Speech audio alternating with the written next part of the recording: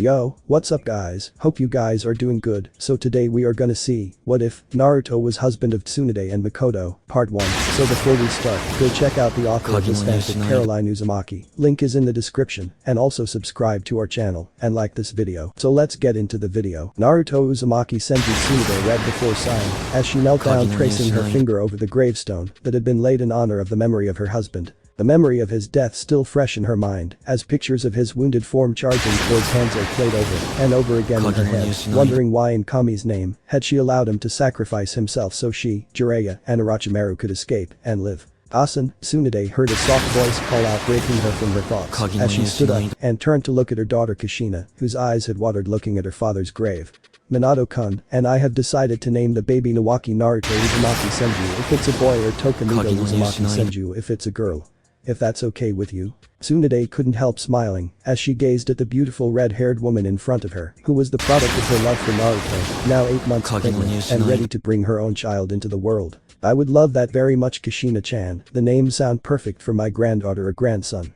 Tsunade commented, smiling at Kushina. I knew you would like them, Kushina said enthusiastically, happy to have made her mother smile, knowing how hard today was for her. Tsunade couldn't help but chuckle at her daughter's enthusiasm. She truly was her father's daughter, having inherited his violet eyes, red hair, and even Naruto's mother Toka Senju's verbal tick. Do you think he would have been proud of me?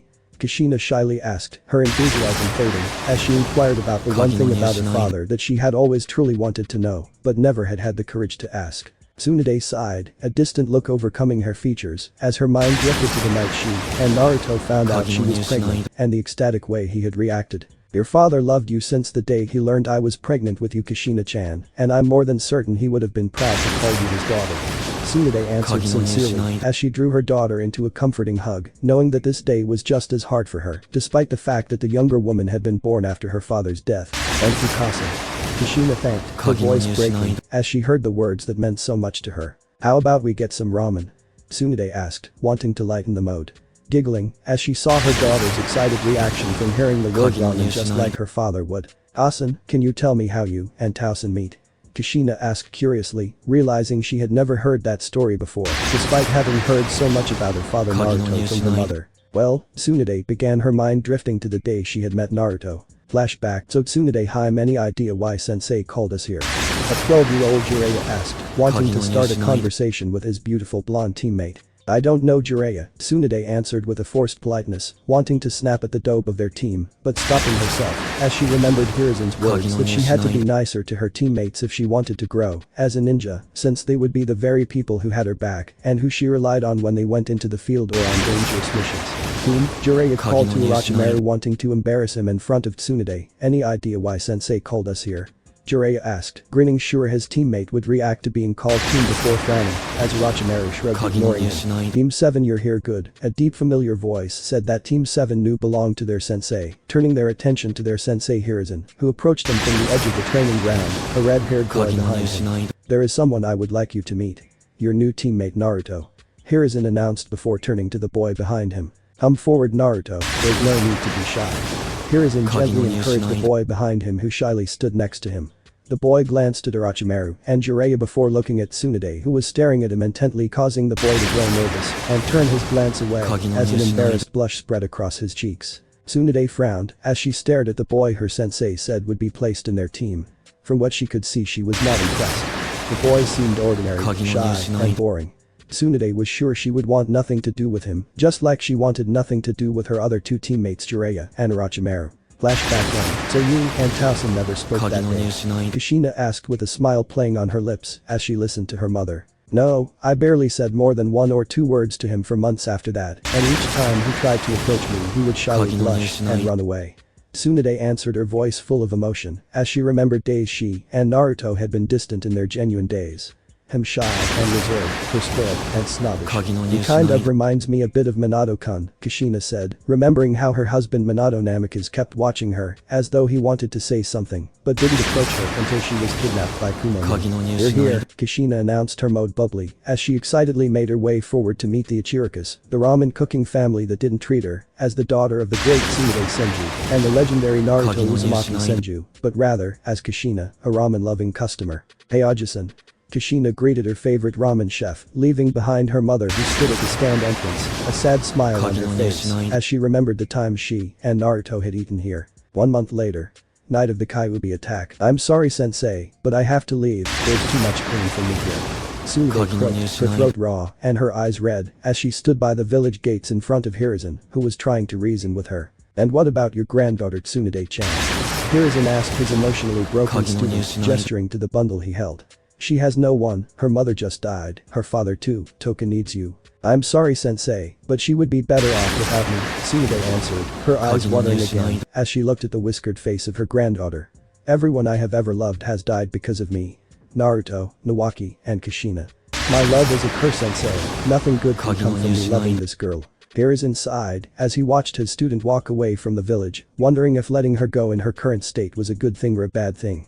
11 years later, Akio-Uzumaki smirked as she finished learning the Kage Bunshin no Jutsu from the forbidden jutsu scroll she stole from the Hokage's office. Her heart pounded in excitement as she stared at the list of other advances she could learn to impress Mizuki and graduate early from the academy, bringing her a step closer to becoming Hokage and earning the acknowledgement and respect of everyone around her. You brought the scroll, I see. Toka heard from behind her, causing her eyes to widen in fright. Before calming down, she recognized Mizuki. Hi sensei, Toka answered proudly, grinning at Mizuki as she recalled his promise of early graduation if she retrieved the scroll and learned from it. Toka, Mizuki began darkly eager to reveal his plans of using the girl and the reason why the village hated her, but stopped as he felt a massive spike in chakra that matched that of the Kyuubis the night of the attack 11 years ago. Mizuki-sensei, Toka said frightened, looking at her sensei as she felt the incredible power surge in front of her, not knowing what was going on and looking to the instructor for help. What's going on? Toka asked, her voice laced with an undeniable fear. Hokage Tower, can you feel that Hokage-sama? Yugao asked, her body stiffening as she felt a mammoth of a chakra spike surging from the forest just outside of the village. Toka, Hiruzen said worryingly, ignoring the Anbu agent Miko as he feared that something had happened to Toka, resulting in her releasing the Kyuubi, thus explaining the massive chakra surge he could feel. Bolting out the office window, the Hokage wasted no time as he pushed his legs to the limit and ran in the direction of the surge, removing his Hokage robes that slowed him down as he did, revealing his battle gear underneath. Nico? Hiruzen called out to the Anbu agent, struggling to keep up to him as he jumped from one rooftop to the next. I need you to Hiruzen began ordering Yugao on what to do, but stopped as a blinding light flashed from the direction where the surge came before a deafening explosion followed it. Toka, Hiruzen thought worryingly as his senses returned to him, his orders to Yugao long forgotten as he used his chakra-enhanced speed to swiftly arrive at the location of the explosion, leaving behind a frightened Yugao who continued her chase of the fast-moving Hokage. Toka? Hiruzen yelled, his eyes frantically searching the area where he thought the explosion came from. Hokage-sama. An Anbu agent yelled, turning Hiruzen's attention to an area in the distance where several shinobi gathered. Toka-chan, Hiruzen called out relieved as he spotted the girl he had made it his personal mission to protect. Jiji. Toka called back, pushing past the shinobi who had surrounded her, hounding her with questions as she moved to her grandfather figure. What happened to Taka-chan? Are you okay? Hiruzen asked as he pulled the frightened girl into a hug. I don't know, Jiji. Toka answered truthfully, pulling back from Hiruzen. Her mind a blur as she tried to process what had happened moments before the Hokage arrived. I felt this weird and scary feeling in front of me before there was this bright flash and loud bang. Toka frantically explained, but the Hokage managed to catch everything. And when the light was gone, I opened my eyes. There was no Mizuki-sensei, but a man wearing this funny black suit. Mizuki-sensei? Funny black suit. Toka Hiruzen questioned, but was interrupted by an Anbu agent who respectfully bowed in front of him. Hokage-sama. The man said respectfully. I think you really need to see this.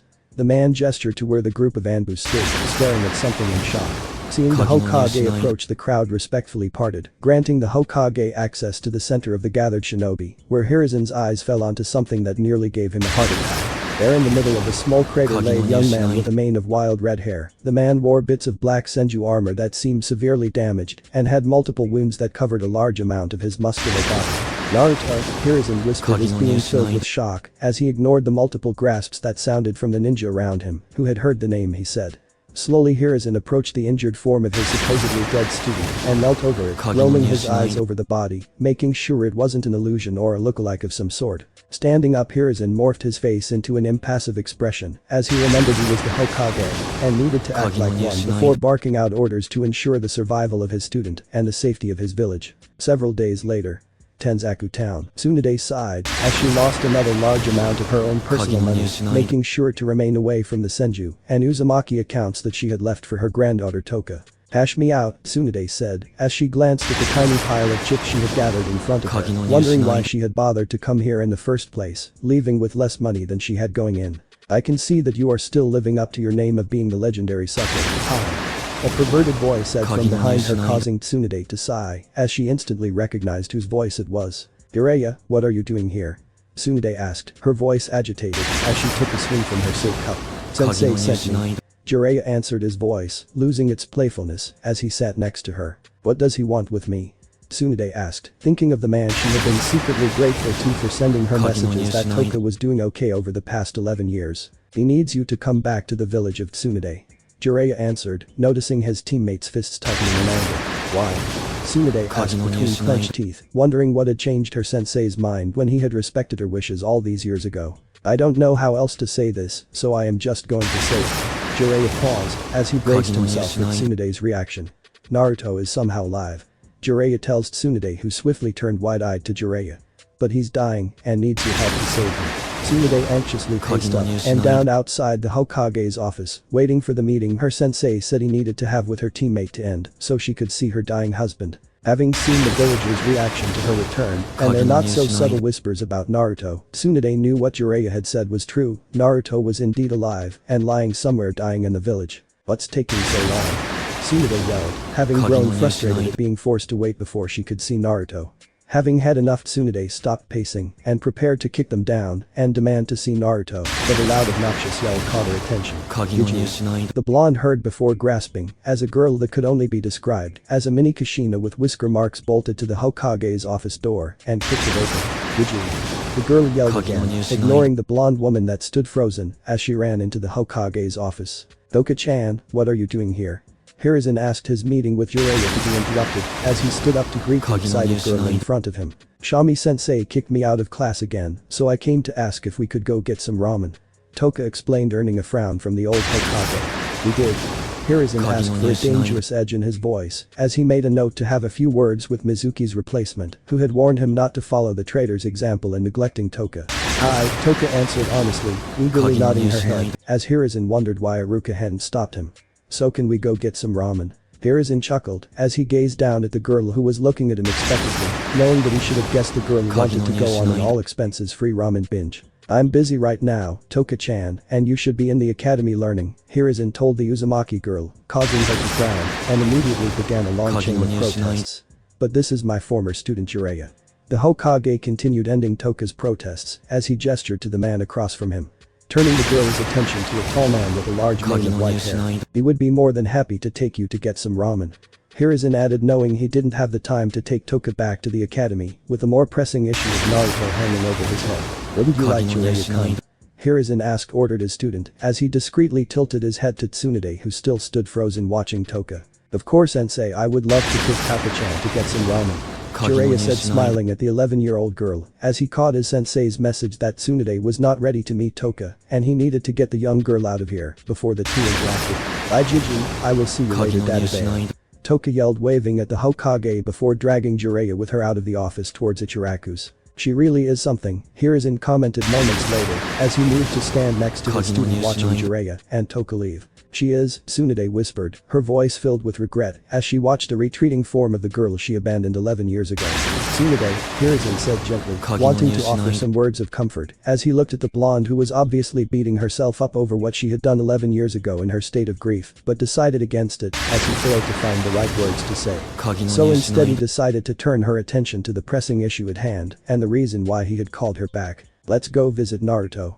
Hiruzen said immediately, catching the way the blonde stiffened at his words and the anxious expression that replaced her regretful one. Slowly turning to her sensei, Tsunade reluctantly nodded, forcing the whirlpool of emotion and conflict she felt concerning Toka's side as she focused on healing her dying lover who needed her right now. Secret location inside of Konoha. So any idea what's wrong with him? No, Tsunade-sama, Shizune answered, as she briefly glanced back at the woman who she greatly admired and had read so much about in medical scrolls. And his wounds aren't healing? Tsunade asked, glancing down at the medical file she had been handed by the young woman leading her to Naruto. Even with mystical palm technique his wounds aren't closing, which is odd considering his Uzumaki and Senju heritage. The woman said, earning a nod of agreement from Tsunade, who remembered that Naruto was a naturally fast healer like all members of the Uzumaki clan and most from the Senju clan. But his condition is stable, the woman continued. Despite the severity of some of his wounds, Shizune added her voice low, as she regretted having to tell the man's wife just how serious some of his wounds were. Thank you Shizune-san. Tsunade said, handing back the file to the young doctor as a way to tell her she wanted to go in alone when they stopped at a door labeled NUS'. Of course Tsunade-sama, Shizune said respectfully. If you need anything I'll be waiting outside. Shizune added, having caught the blonde's message. Nodding appreciatively to the younger woman, Tsunade grabbed the doorknob before slowly turning it, hesitantly opening the door and walking in. Entering the medical room that had been set up for her husband. Naruto-kun, Tsunade whispered, heart aching, as she stared at the broken form of her husband. The blonde ignoring the hidden chakra signature she felt bolted forward, her face wet from the salty tears that began flowing freely down her cheeks.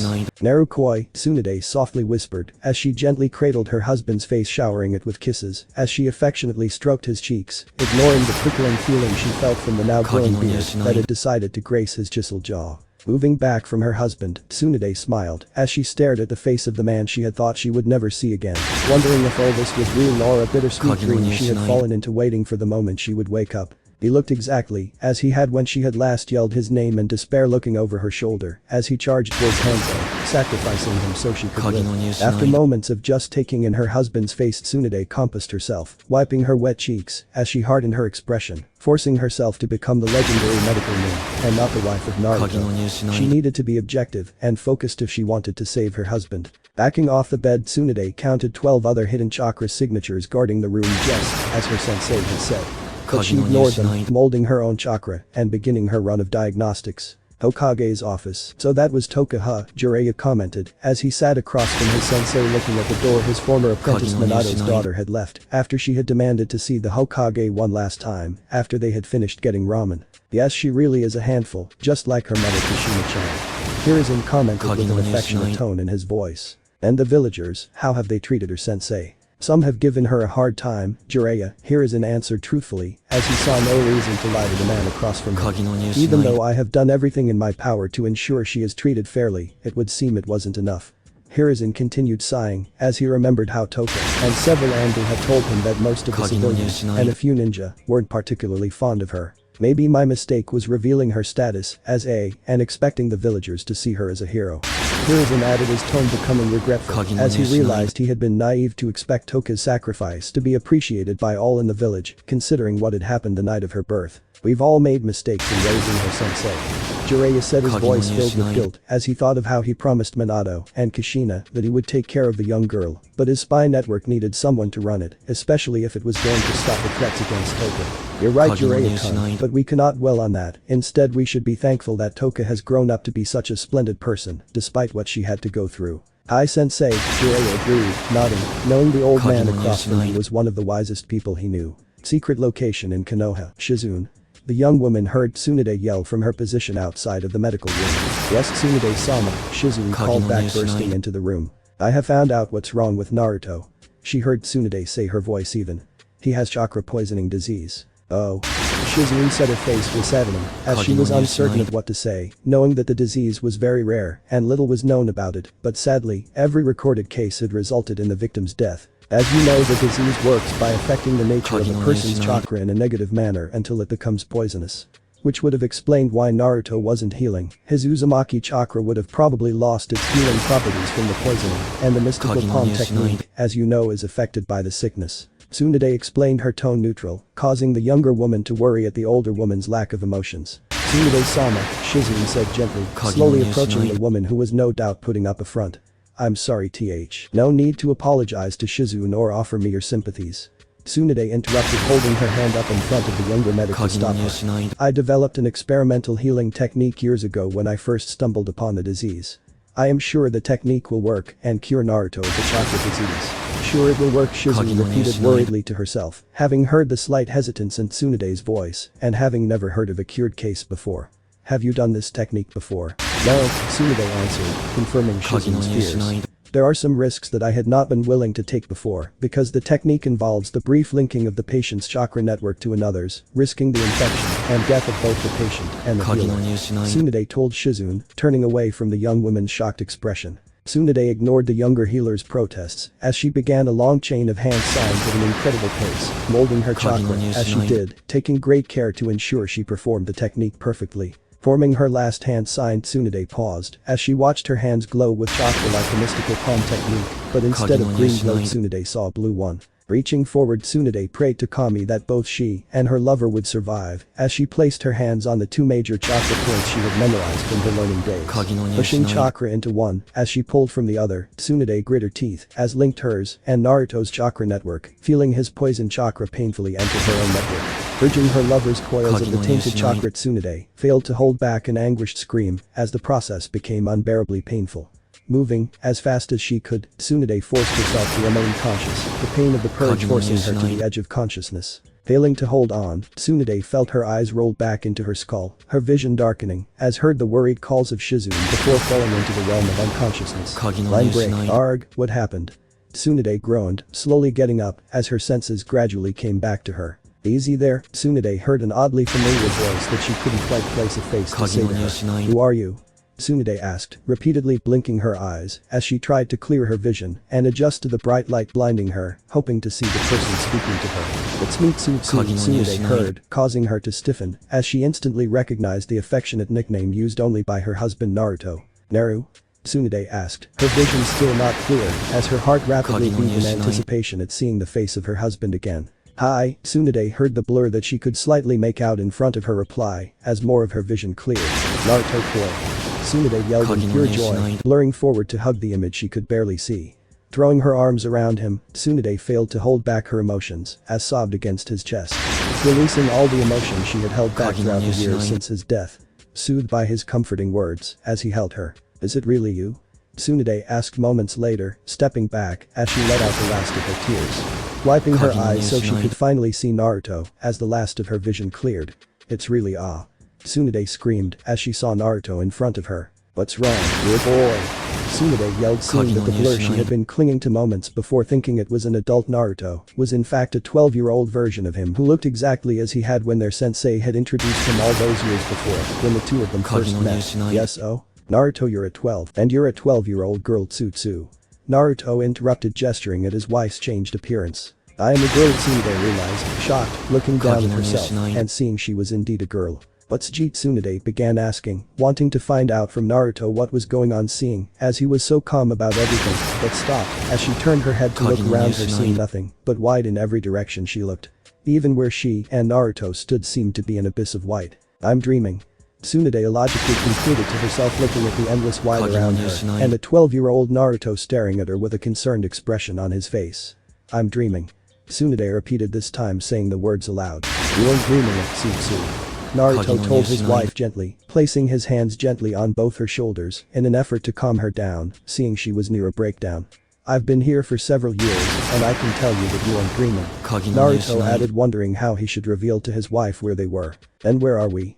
Tsunade asked, knowing her husband would never lie to her. We're in Limbo, Tsunade. Secret location in Konoha. How is she? Jiraiya asked as he watched the young medic check up on his unconscious teammate, Tsunade. Physically she's fine, Shizune told Jiraiya as she ran her green glowing hands over the blonde woman whose bed had been set up next to Naruto's. But her body has fallen into a deep coma and won't wake up until she decides to. Shizune added, knowing it was the patients themselves who pulled themselves out of deep comas.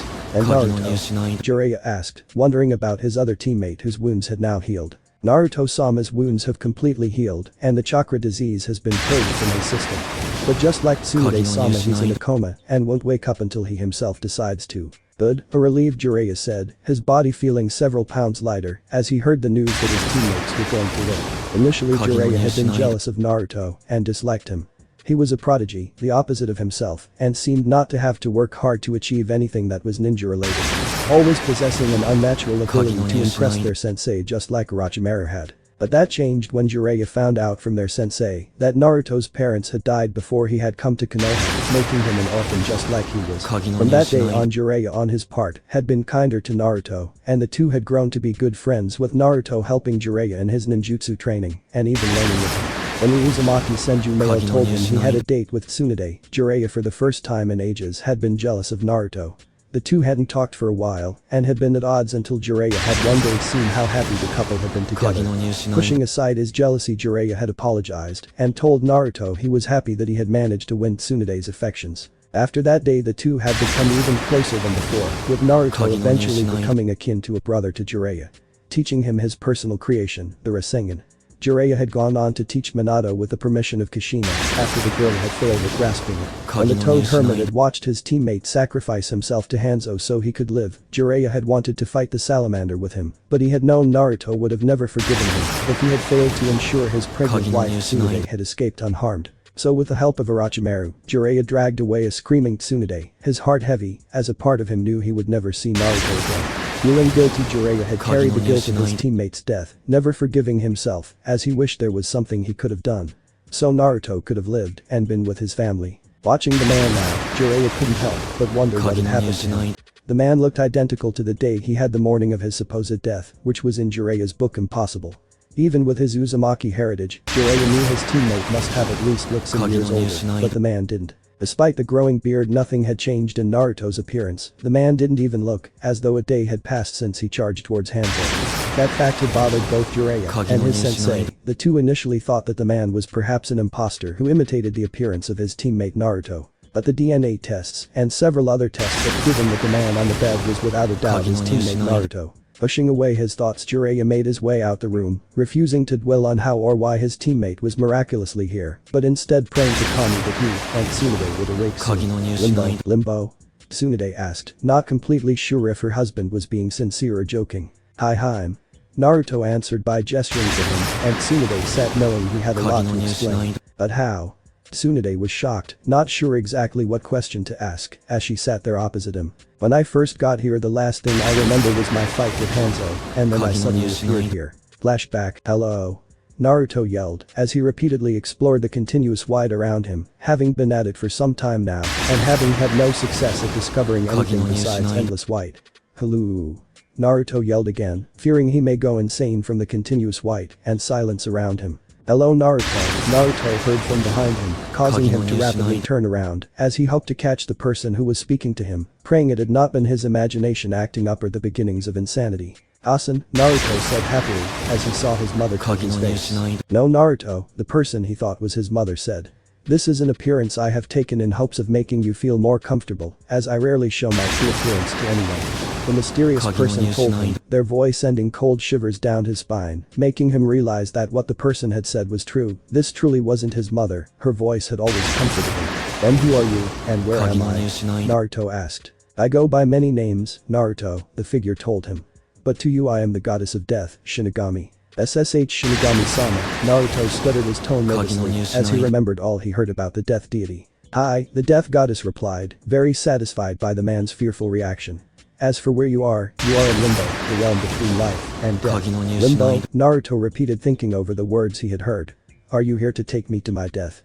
Naruto asked respectfully, saddened that he would never see his wife and his unborn child, as he realized that he must have died in his fight against Hanzo if the goddess of death had appeared before him in the realm between life and death. That depends on you Naruto, Shinigami told him, answering his question, earning a confused look from the man. But first, how much do you love your wife, and what would you endure to see her again? I loved Tsunade, and would do anything for her. Naruto answered earnestly without a hint of hesitance.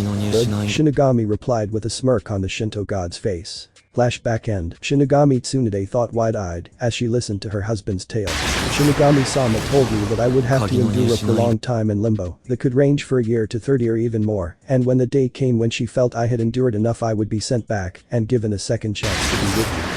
Naruto told Tsunade, reciting the initial deal the god of death had offered on the day she had appeared before him in limbo. At first I thought it would be an easy thing, Naruto continued, enduring a few days of silence and nothingness so I could be with you again. Naruto told his wife, earning a loving smile from Tsunade, who was amazed at just how far her husband would go for her. But the days became years, and this place made sure I felt each of them. Naruto told his wife, smiling sadly, as he remembered nearly going insane, stuck here never eating, sleeping or drinking, just nothing.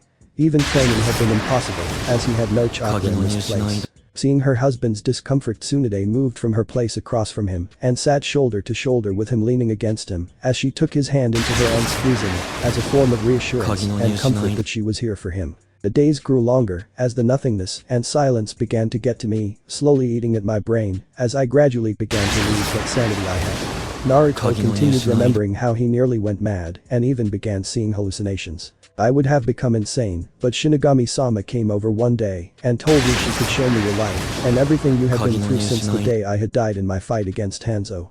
Naruto told Tsunade, pausing as he wondered if telling Tsunade the second part of the deal and why Shinigami had ensured Naruto remained sane now was a good idea. Deciding against it and promising to tell her later, Naruto continued with his tale, leaving out what he had promised the deity. She showed me everything from the months you spent weeping over my loss, Naruto told Tsunade, smiling sadly at her.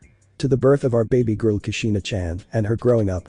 Her birthdays, her first steps, her first words, you teaching her how to be a ninja and refusing to let her be a genin unless you became her sensei. Naruto continued, pausing as he chuckled at his wife's overprotectiveness and stubbornness, remembering how she had refused to leave the Hokage's office until Hiruzen agreed to make her Kushina's sensei. Tsunade smiled sadly as she remembered the days that Naruto had been talking about. It had been Kushina who had healed her and made her loss of Naruto and Iwaki bearable. I saw everything, Tsutsu, Naruto continued, his voice dropping low as he felt an overwhelming amount of sadness consume him at not being there with Tsunade and Kushina. I saw how it affected you when Iwaki and Kushina died.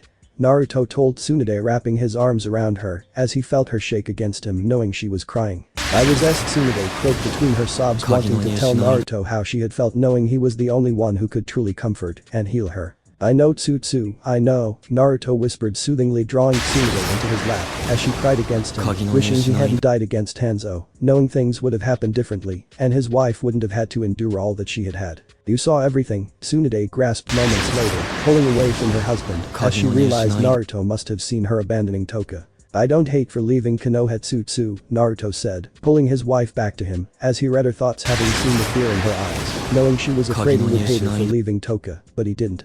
At first I couldn't help but feel disappointed at you for leaving Toka.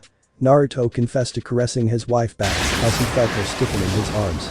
You know how important family is to me, Tsutsu, Naruto said, wanting to tell Tsunade the truth but also wanting her to understand why he had felt the way he did. Tsunade nodded, leaning into Naruto's warmth as she felt a whirlpool of emotion at hearing him say he didn't hate her. She had feared it, knowing how important family was to him, fearing he would hate her and never forgive her, but hearing that he didn't, Tsunade couldn't help but feel as though weight had been removed from her shoulders, even though she still felt ashamed for abandoning Toka, regretting it as she remembered seeing her granddaughter earlier today. But, as the years went on watching you drink and gamble, I saw how sad you were and grew to understand why you did it and why you thought leaving Toka was for the best. Naruto told Tsunade, understanding that she had been broken when she left, his wife truly believing that she didn't deserve to be loved, seeing as how everyone she had ever loved had died. It wasn't, Tsunade said, leaning away from Naruto, wanting to look her husband in the eyes and tell him that she had realized abandoning Toka was a mistake. I shouldn't have left Naru, I should have stayed and been there for her. Tsunade remorsefully admitted her mistake. The past is the past, Tsutsu, Naruto told his wife, smiling at her, glad that she had realized leaving Toka had been wrong. Let's not talk about it, Naruto said, pulling his wife back to him as they lay back locked in each other's embrace, enjoying one another's company as they settled into a comfortable silence. So what now? Tsunade asked, looking at her husband, breaking the silence that had been between them, wondering what would be next. Now you go back if that is what you desire, a voice said from behind them, causing Naruto to slightly stiff as he instantly recognized the death goddess's chilling tone. Shinigami-sama, Naruto said, standing up to his feet before respectfully bowing to the deity now in front of him, relieved that his wife had followed his lead as she bowed too. Naruto, Shinigami greeted back, ignoring Tsunade as she acknowledged the man she had grown to tolerate despite her hate for mortals. As I was saying, you can go back if you both desire to. Shinigami added that she had to repeat herself. Yume and Naruto began in a hopeful tone, praying to Kami who had heard Shinigami right. Yes, Naruto, your time in limbo has come to an end, and if you wish it, you and your wife can return and have a second chance at living. Shinigami impatiently explained. But first, if you decide to return, Naruto, I must remind you about the other part of our bargain. The part that compelled me to ensure your sanity and the return of your wife's youth. Hi Shinigami-sama, Naruto replied, remembering what the rest of his deal was with a deity, before turning to his wife, who had a look that demanded an explanation. Later Naruto mouthed to his wife hoping she would drop it, but alas, the fates weren't with him, and Tsunade turned to Shinigami for an explanation. What deal? Tsunade half asked, half demanded, forgetting that she was dealing with a goddess. Your husband has promised to kill 3 men and destroy a pair of eyes for me. These men and eyes can't be allowed to live and exist because they have gained or will gain power over my realm, the realm of death. But what about you? Why can't you kill these men and destroy the eyes yourself? You are the death goddess.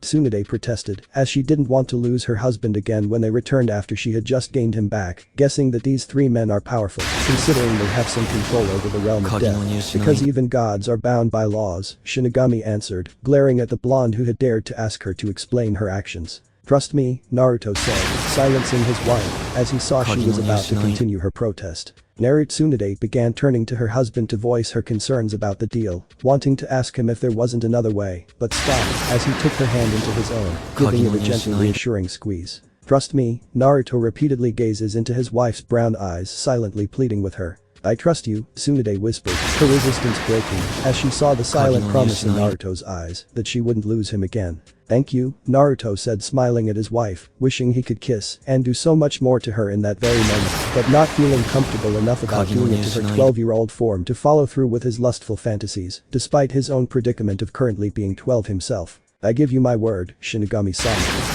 I will kill these 3 men and destroy them. If you honor your end of the deal by returning my wife's body to her youth and giving me a second chance at living. Naruto promised to turn back to the goddess, as he remembered the 3 men he had said he would kill amongst them was his former traitorous teammate and his fellow clansman. Very well. Shinigami nodded at Naruto, knowing he would keep his end of the deal before flicking her wrist and sending the 2 back to the realm of the living. Mikoto sighed as she stood conflicted at the entrance of the Inuzuka clan compound, wondering if deciding to come here had been a good or a bad idea, considering the state of her relationship with her former friend, the Inuzuka clan head Tsume. Ever since the other clan heads learned the truth behind the Uchiha clan massacre, Tsume had disowned Mikoto as her friend.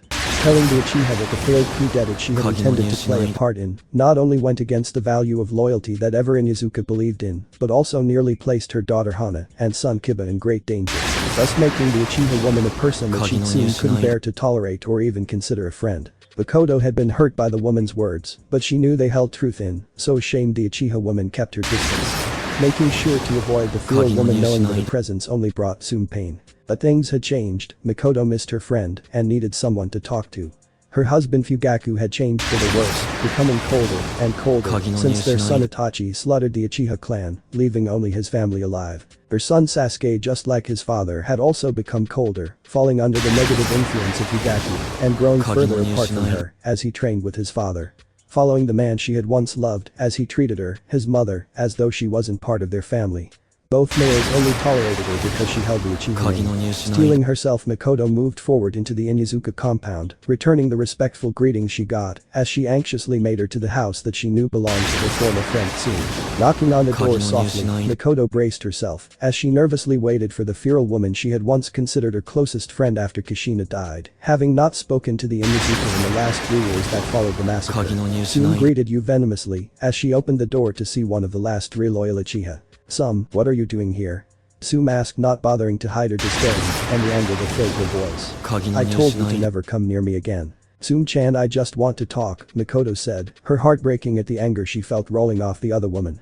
I know what I did was inexcusable, and I have no right to come here like this, but I miss you, Tsume, I miss my friend.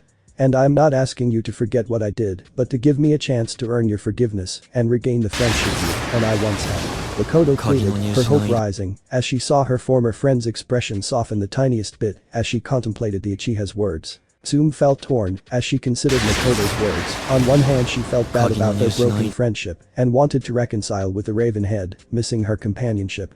But on the other hand she could not forget what the woman's actions 3 years ago had nearly led to and the great danger her former friend had nearly put her daughter and son in. Hardening her expression, Tsume turned back to Mikoto, who watched her expectantly awaiting her decision. Don't ever come back to my clan compound again, Tsume said coldly, breaking Mikoto's heart as she slammed the door harshly in her face, leaving behind a crying woman who stared at the spot the feral woman had just been. Senju compound. I'm on Naruto-koi, come back to bed. I can't, Naruto said, ignoring his wife's whining protests as he stood up to make his way towards the shower, knowing he had to get cleaned up for the long overdue meeting they had with their sensei. I need to shower before we go meet sensei, and so do you. But I want to stay in bed, Tsunade whined, pouting cutely in an effort to get her husband back into their bed. Don't give me that look, Tsunade, Naruto said, struggling to fight the urge to comply with his wife's wishes as he stared into her pleading eyes. What do you think?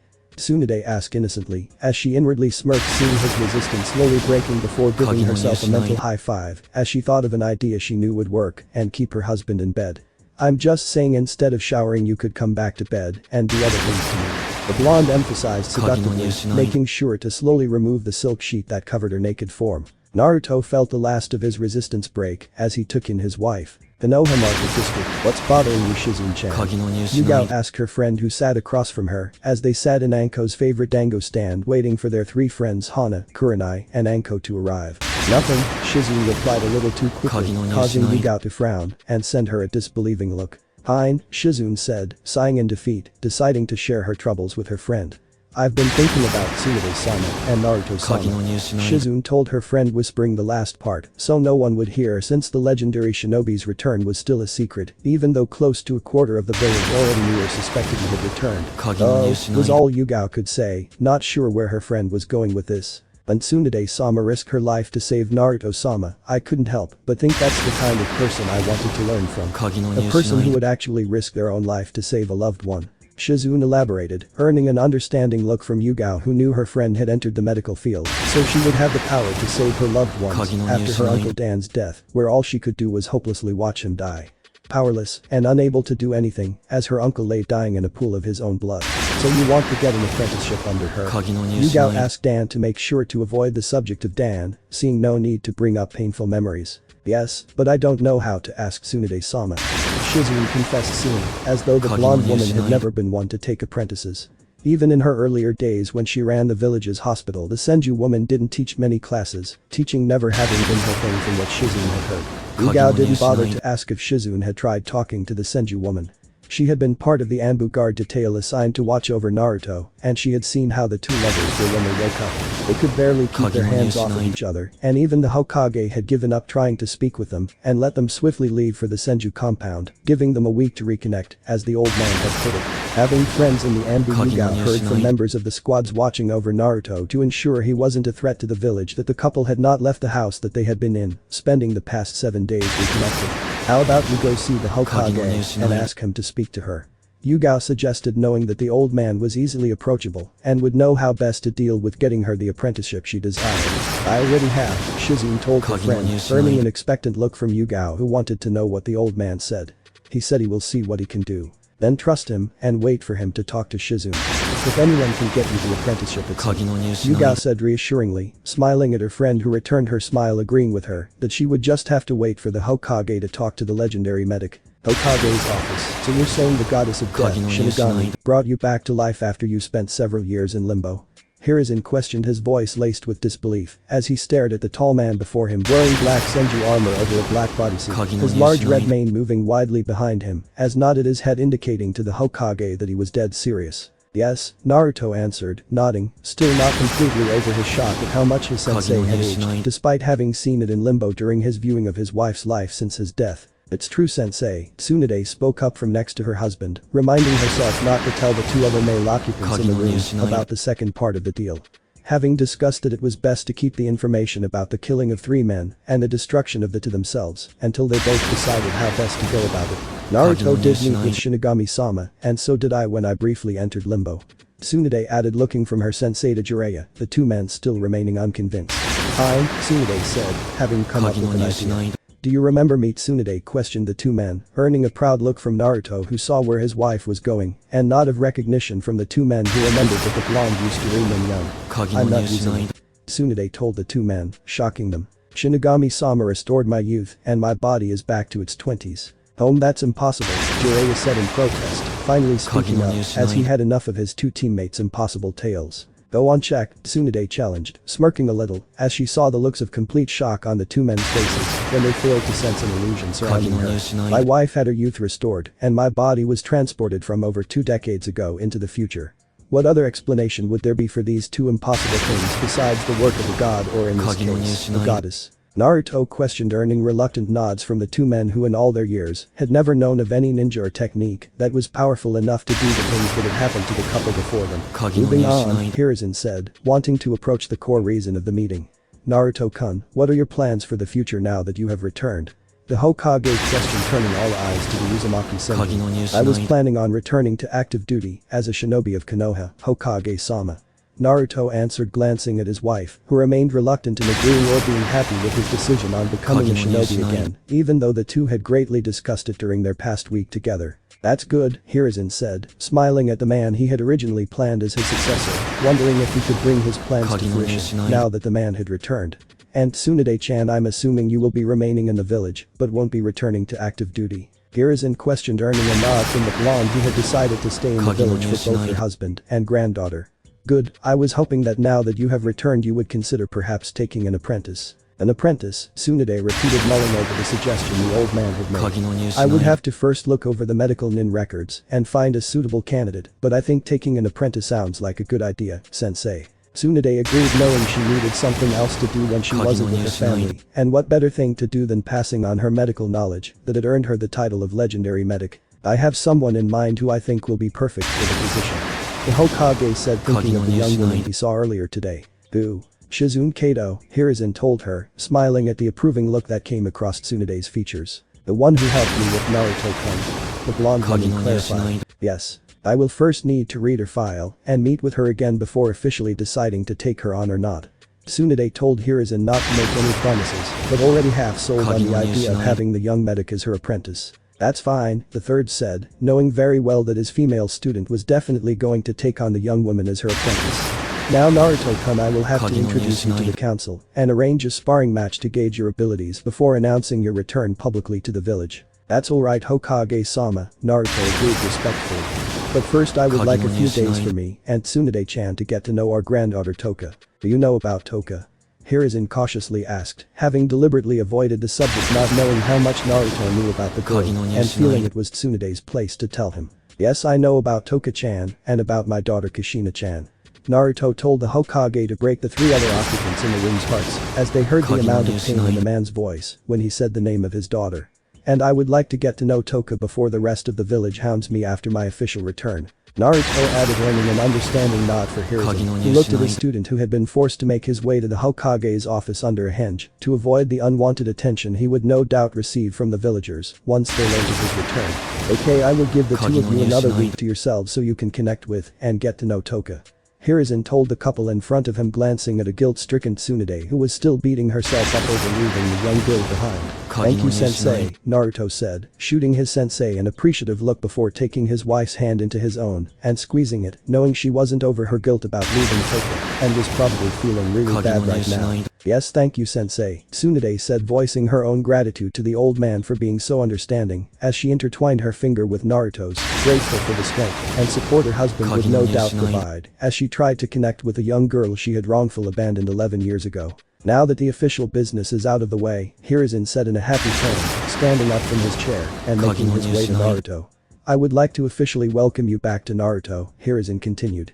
His voice filled with emotion as he pulled his student into a fatherly hug. And told you that I greatly missed you, Naruto, and that I'm glad you are back. Thank you, Naruto thanked earnestly, returning the man he saw as a second father's hug as he thought about how he had genuinely missed the man who had openly welcomed him here when he first moved from Yazushio.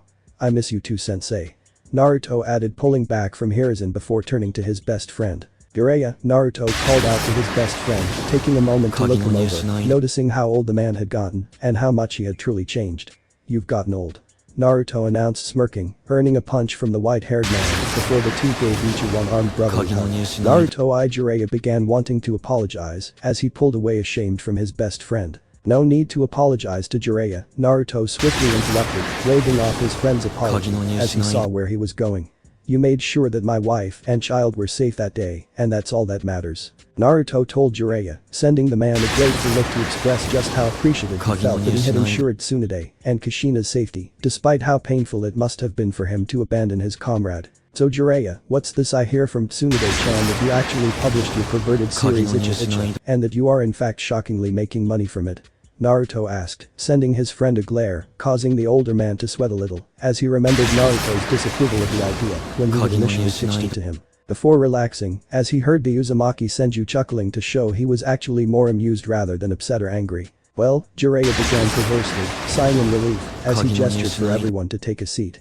No doubt knowing that the four of them will be here for quite a while, as three of them filled in for their miraculously returned teammate on all that he had missed out on. It began outside of a private hot spring bathhouse in a small village called Jiraiya continued with a proud grin, as he began to tell his best friend the tale of the conception of his first issue of his greatest masterpiece Ichi-Ichi. Ignoring Tsunade's angry glares, as he described the first horde of women he used as inspiration for his first book. Line break. Outside Hokage's office, Naruto sighed as he heard his wife nervously shifting again. The two of them sat waiting outside the Hokage's office as the old man explained a few things to Toka before they met her. From what he and Tsunade had learned the previous day from their sensei, Naruto knew the old man had a lot of explaining to do and a lot of secrets to tell. Not just telling their granddaughter who he and his wife were, but also who Toka's parents were and her status as the village. Naruto just hoped she took all the information Hiruzen had kept from her well and didn't hate them because so many secrets concerning her life were kept from her. Inside Hokage's office, so does the scroll become a kunai because it has one that is sealed inside of it? Hiruzen questioned having finished his demonstration about sealing a kunai into a scroll, and his explanation about how the two remain separate items, hoping it would help Toka come to terms about her position of being the holder of the Kyuubi no Kitsune. No, the scroll remains a scroll, Toka answered, shaking her head, as she wondered why the Hokage had pulled her out of the academy today, since he always seemed to insist on attending if she wanted to be a great ninja or have any chance at being Hokage. Good, Hiruzen said approvingly, sending the girl across with a gentle smile before sitting back as he wondered how to approach the matter at hand. Aoka-chan, I need to tell you something of great importance, and it's very important that you listen carefully to what I have to say, but most importantly remember what you told me about the scroll remaining a scroll, even with the kunai sealed inside of it. Can you do that? Hiruzen asked, earning a nod of promise from Toka who waited for the Hokage to speak, paying attention to what he had to say. Outside the Hokage office, you know you are going to wear a hole into the floor if you keep pacing like that.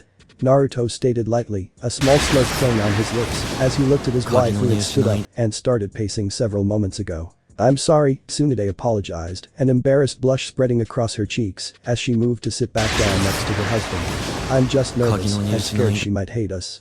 Tsunade confessed, her embarrassment fading as fear took its place. So am I, Naruto said, confessing his own similar fear as he wrapped an arm around Tsunade, drawing her in as he gave her a comforting embrace.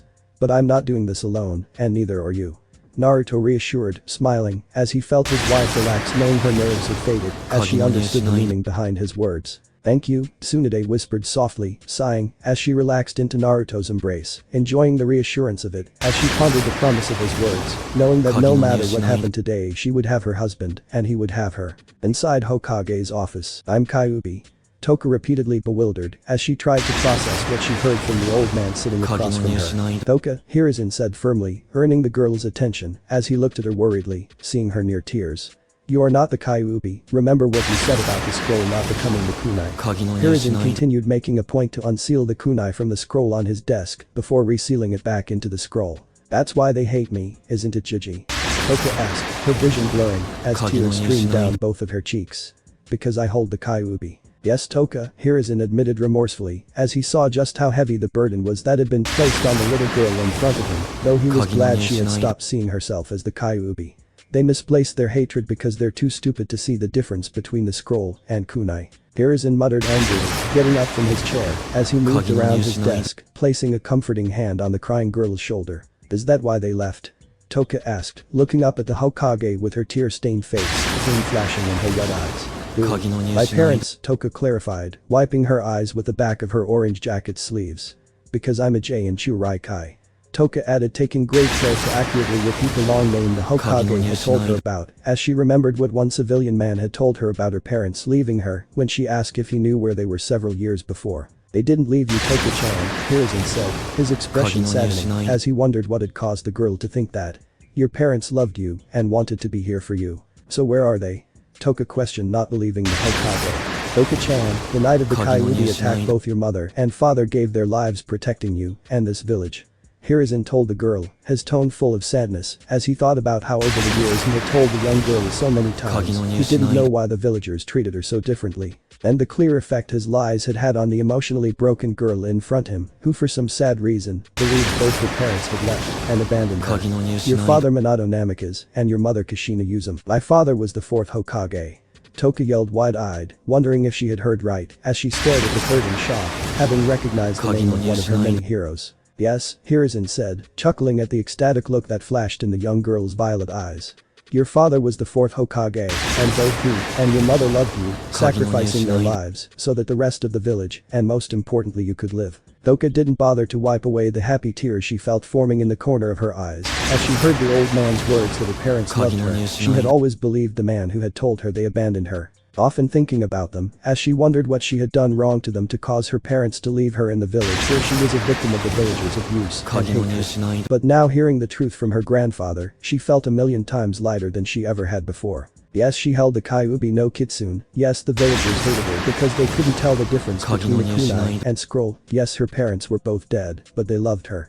Her parents loved her, and her father was the fourth Hokage. She couldn't wait to tell her stupid classmates and wipe those arrogant looks off their smug faces, as they called her Dober Tomato. Toka, Hiruzen said, interrupting the girl's thoughts, as he remembered the very last thing he had to tell the girl before he called in his two students waiting outside for him. These are some people I would like for you to meet. People?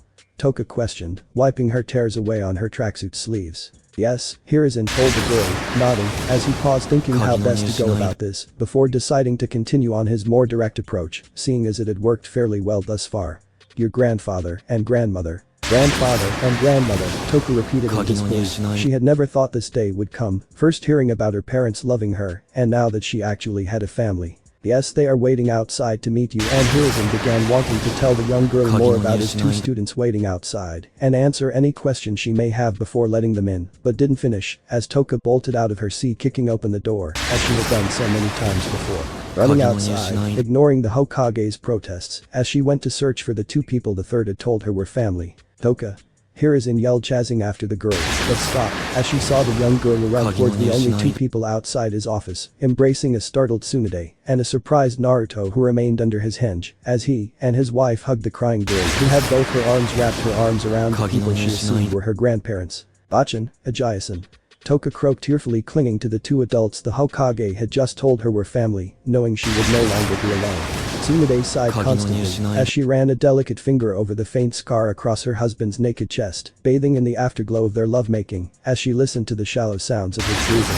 Ramen, Tsunade heard Naruto mutter in his sleep, causing her to quietly giggle as she wondered if it was perhaps an Uzumaki clan Kekai Genkai of some kind to have an unnatural love for the noodle dish, since every Uzumaki that had ever been in her life had an abnormal love for it.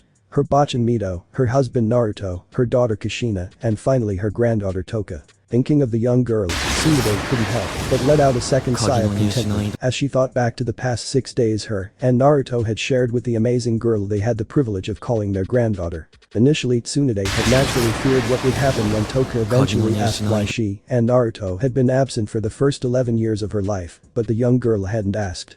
She had just accepted the two of them, happy she had family, and over the past 6 days the three of them had bonded. Eventually, though, Tsunade knew that the reasons behind their absences, or more importantly hers, would have to be revealed, but she and Naruto had decided it would be better to do so later rather than sooner. They knew Toka had been burdened her whole life and didn't need hearing that her grandmother abandoned her to add to her list of burdens, especially when the girl was still too young to understand Tsunade's reasons. It would only serve to do more harm than good, unnecessarily hurting Toka. So unless their granddaughter asked, the two of them had agreed they would keep the details of the past to themselves until she was mature enough to hear the reasons why. Careful to not wake Naruto, Tsunade got up and moved out of their room as quietly as she could, grabbing her silk robe as she silently made her way out. Quietly closing the door behind her, Tsunade briefly paused in the hallway to take in the calm of the night before quietly making her way towards Toka's room that lay 3 doors down on the opposite side of the silent hallway. The blonde woman had made this similar trip the past nights after Naruto fell asleep, and she had learnt that Toka was a heavy sleeper.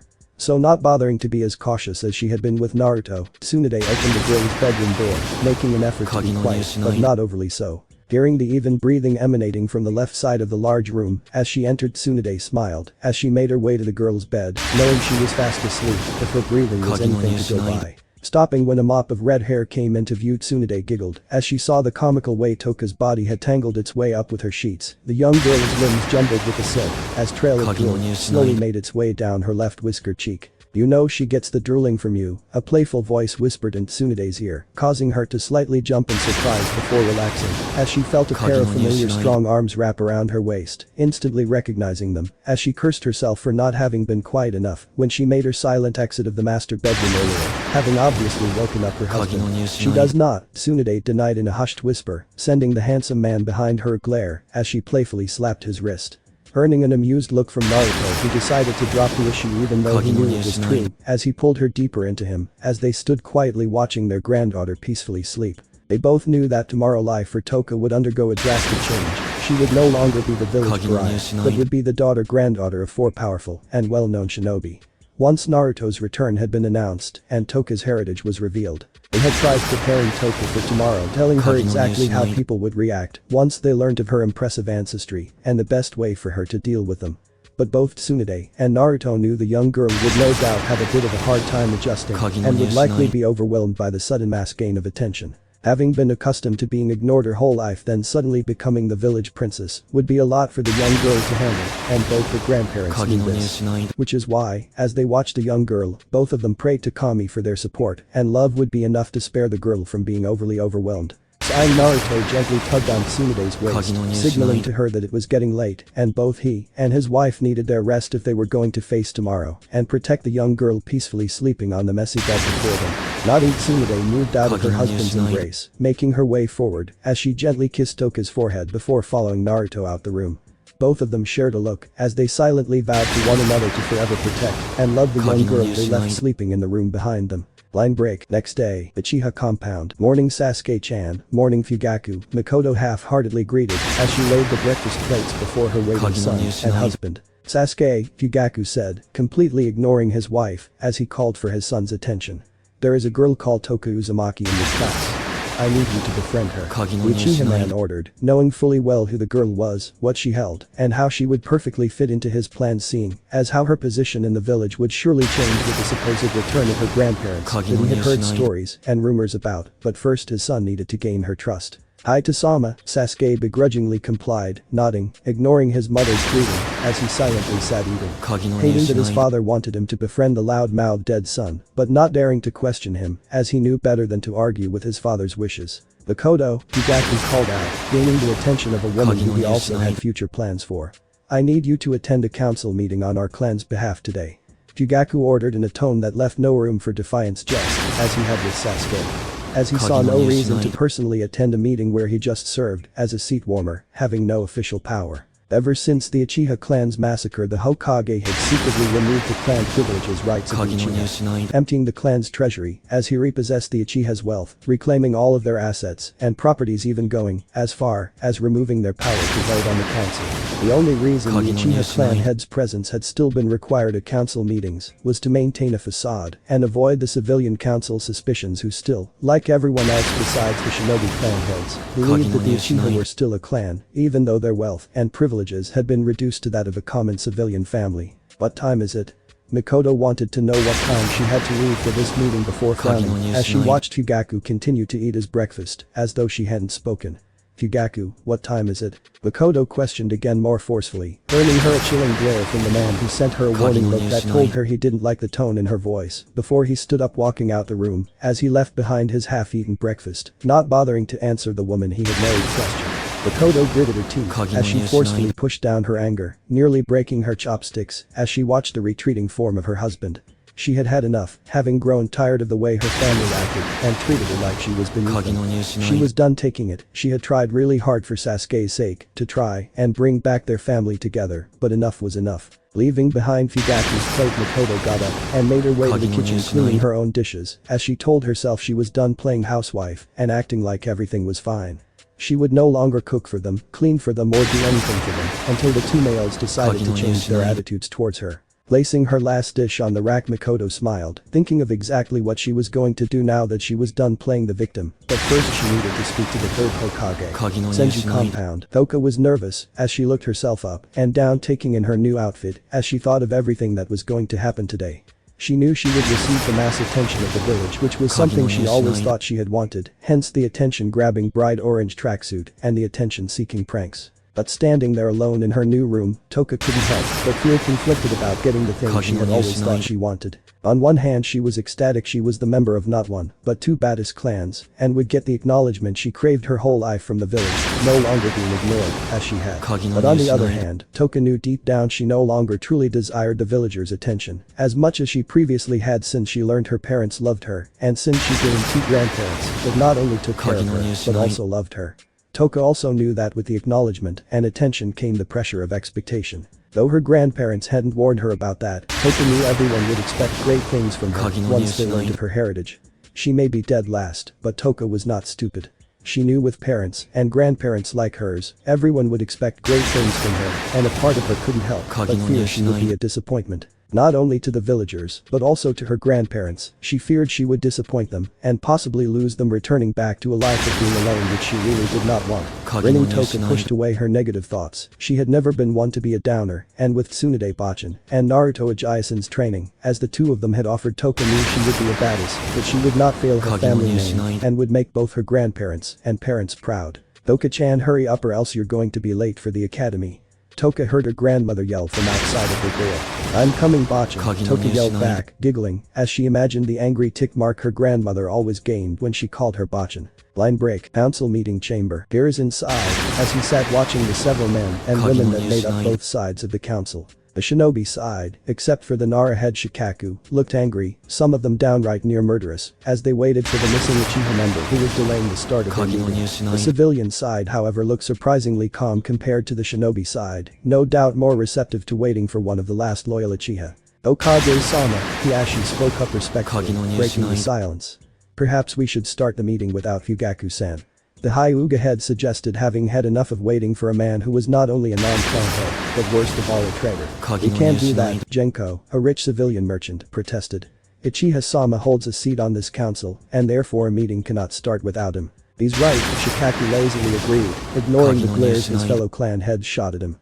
A meeting cannot be held without the Hokage and all of the members of both sides present.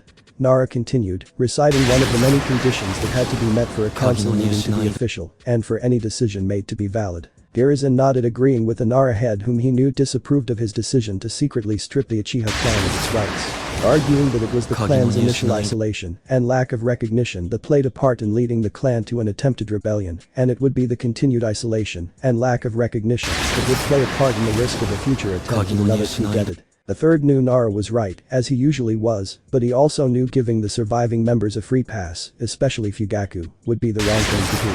Had it just been Sasuke that was spared, as Itachi had said he would, then yes, the boy would have a free pass, and the Uchiha would retain every privilege that a shinobi clan held. But this was Fugaku, the spear tip of the coup, and Hiruzen couldn't let him get a free pass for all his crimes. So for now the revoked rights would have to be enough until the third came up with a better way to deal with the former clan and its future.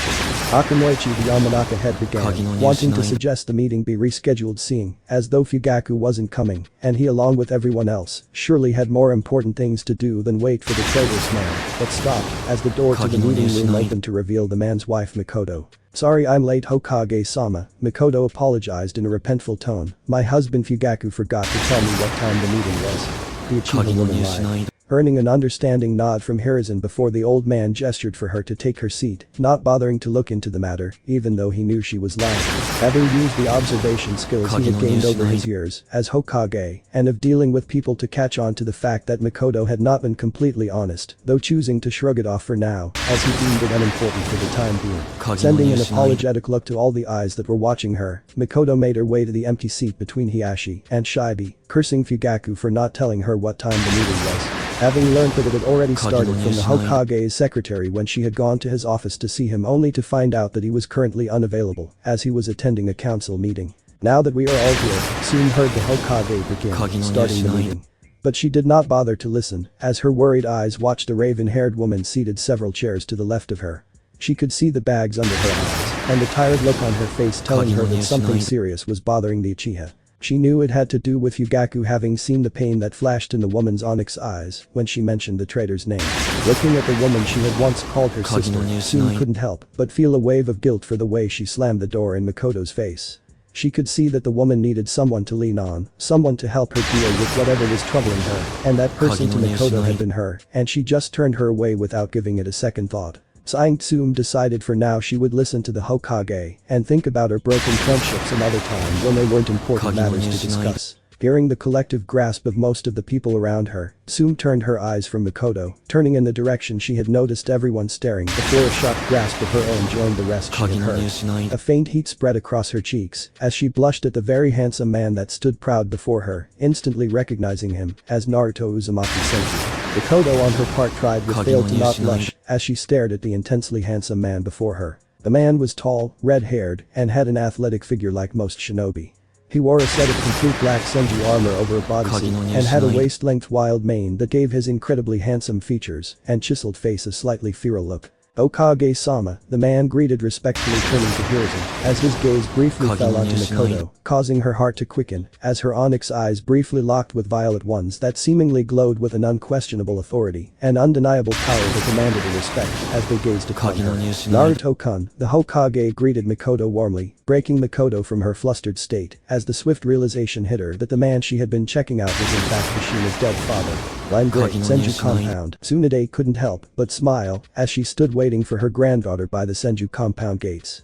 Today would be her first time spending time with Toka in public as she walked the young girl to the academy. Though the blonde woman and Naruto had wanted to do many things with a young girl around the village like get ramen from Ichiraku's, the Hokage had warned against it before they met Toka, saying that the young girl being in the presence of one of the Yonin, since Naruto would be under a henge, would only draw attention to them since Tsunade had only just returned back to the village after years of missing, and even if the blonde also used a henge, the young girl calling someone her grandmother or grandfather would also draw a lot of attention to them since the young girl was widely known to be an orphan with no family. So reluctantly Tsunade and Naruto had agreed that after they met Toka, they would only spend time with her in the confines of the Senju compound after telling the Hokage that they planned to offer their granddaughter the option of living with him. Hiruzen had smiled at that, telling them it was for the best since Naruto wouldn't have to use a henge, Toka would have a new home, and the villagers wouldn't bother them as they tried bonding with the young girl. Toka at first had not understood why she had to keep her parents and grandparents were a secret when they told her she had to, and why she could only spend time with them inside the Senju compound. But after the Hokage had explained why for the third time, the young girl had understood and had done a very opportunist-like thing. Flashback. What? Tsunade yelled as both Naruto and Hiruzen chuckled in amusement. If you want me to keep quiet and do what you said, I want a week away from the academy and a week's supply of ramen made by Yubachin. Toka repeated with a fox-like grin, staring at her grandmother as she thought of how she wasn't going to miss out on a week away from Marika's boring lectures and possibly the best ramen she would ever taste. Remembering in that very moment what her friend Chaoji had said about how food made by his mother was the best he had ever tasted. And since she didn't have a mother, she would settle for trying her grandmother's to test her chubby friend's theory, and even if Chaoji was wrong, who was she to pass up on the chance at a week's worth of ramen? I think it's reasonable, Naruto stated, trying to sound as though he was reluctant, his eyes however betraying him as they shone with pride. Yes, Toka-chan, you have a deal, Tsunade also agreed moments later, inwardly smirking at her husband, who she knew had been particularly quick to agree because he heard the part about the week's worth of ramen she had to cook. Oh, how she was going to enjoy the look of disappointment that crossed his face. You don't have to go to the academy for the next week, Tsunade agreed, smiling at Toka, since that condition would let both her and Naruto spend more time with the young girl. And I will cook your ramen this whole week. Tsunade continued, emphasizing the you part as she smirked, seeing Naruto's face fall when he realized his wife wouldn't include him on the week's worth of ramen boat. Yada. Toka yelled, jumping up in triumph. She had just learned her parents loved her, met her grandparents a couple of hours ago, and now she was moving in with her grandparents, had a week away from the academy, and a week's worth of homemade ramen. This day truly couldn't get any better, Toka stated, her mouth drooling as she thought of the week of ramen ahead, earning her laughs from the three adults who were watching her. Flashback end. Tsunade smiled at the fond memory. The girl's actions reminded her of what she had done when she was a young girl. Taking advantage of the fact that she had her grandfather Hashirama wrapped around her little finger just like Toka had Naruto wrapped around hers. Shaking her head, Tsunade pushed away the memory. Yes, that night she had cooked ramen for Toka and Naruto after the third helped Toka move her important stuff from her apartment into the compound, and yes, she had cooked ramen for her only the following 6 days. But Tsunade knew it needed to stop, the girl's body was still developing and she needed to be on a healthy diet. So just as the blonde had done with Naruto when they started dating despite his protests, Tsunade told herself she was going to limit the girl's ramen to only 3 meals a week. Toka might be angry at her for it, but she needed to be the girl's mother. She owed it to not only Kushina, but to Toka herself to make sure the young girl grew up to be the best person she could be. Bachan. Toka yelled excitedly, running towards her waiting grandmother. "You're late," Tsunade commented simply, trying to sound disapproving, but failing immensely, as she looked at her bubbly granddaughter who looked beautiful in the new outfit the young girl had chosen to replace her bright orange one. "Bachan, what's wrong?" Toka asked, fidgeting nervously, as she saw the weird look her grandmother was giving her, wondering if she was going to get into trouble for being late. "Nothing," Tsunade said, shaking her head, as she realized she must have been scared. "You just look beautiful, Toka-chan," Tsunade told her, smiling, thinking of how the girl truly did and how much she reminded her of Kushina. Hence why she had spaced out, as her mind wandered to memories of her daughter. "Thank you, Bachan," Toka replied, slightly embarrassed, as she still didn't feel completely comfortable with what she wore, though she admittedly liked the new outfit more than her old tracksuit one. "Well, let's go," Tsunade said, sticking out hands for Toka to take, causing the girl to suddenly freeze as she stared at it. "What's wrong?" Tsunade asked worriedly, swiftly withdrawing her hand as she noticed the girl's change in expression. "It's just," Toka began, her eyes watering, as she paused, fearing her grandmother would think she was silly if she admitted the truth before continuing, as Tsunade sent her an encouraging nod. "I've always wanted someone to take you to the academy," Toka admitted, thinking of how envious she was of all the other kids she had seen walking to the academy with their parents or someone close to them whilst she had no one. Shikamaru, Chaji, Kiba, Shino, everyone, one, even Sasuke team, they all had someone. Toka explained, wanting her Bachan to understand. "But I didn't. Oh Toka, what I have done to you," Tsunade thought sadly, hating herself as she felt an explosion of guilt grip her. She had done this, she had left this girl, she had forced her to walk to the academy alone, she had left her to the villagers' treatment, and worst of all, Toka hadn't blamed her, hadn't been angry at her like she deserved to be. She had just accepted her, opening up to her without even asking where she had been, and that made Tsunade hate herself more. "You had me, and you're now, Toka-chan. The two of us will always be here for you," Tsunade earnestly promised, smiling warmly as she offered her hand again. Toka tearfully returned Tsunade's smile as she hesitantly grabbed the offered hand. Yes, the Hokage had taken her to the academy a total of 4 times in the past 3 years since Toka started, she had counted, but she never felt anything like the feeling she was feeling now. Yes, the old man had made her feel safe, but he had never made her feel cared for, loved like her Bachan did, and that made the young girl truly smile as she walked next to her grandmother, making the trip to the academy for the first time without feeling alone and unloved. Line break. Council chambers. Hiruzen smiled approvingly as he gazed upon his student. He truly looked near invincible as he stood proudly before the council in his Senju armor. The Uzumaki Senju man had a look about him that meant business. It wasn't the usual look he had on when he was before his family and friends. No, it was a look he wore when he needed to look intimidating or authoritative, and that he did, fitting perfectly into any of the 2 roles. Glancing at the man, Hiruzen in that moment could see more of Yonin's mother than he could his father.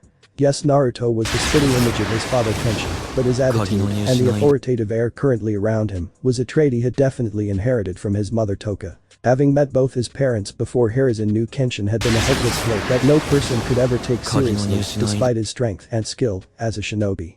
Toka, however, had a demeanor that contradicted Kenshin's, serious, respectable with an authoritative air that matched the likes of Hashirama or Tadorama. The only time Hiruzen had seen Toka without her usual composure was in Kenshin's presence, where she would blush and say things like "Databane," much to the shock and amusement of those around her. Looking at Naruto now, Hiruzen knew that both his parents were undoubtedly proud of him wherever they were in the afterlife.